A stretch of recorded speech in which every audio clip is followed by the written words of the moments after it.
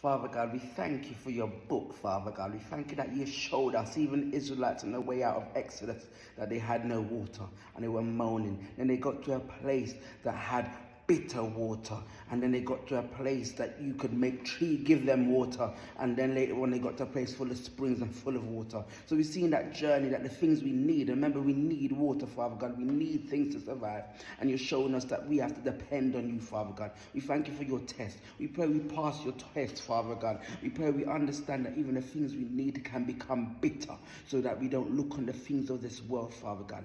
Pray, help us, Father God, that we don't keep looking on the things of this world and looking at even our needs and trying to make the world fulfill our needs, Father God. May we understand that you have the living waters. You have the waters we need, Father God, and you're able to make them miraculous, away from no way, Father God. And we pray we don't be hypocrites.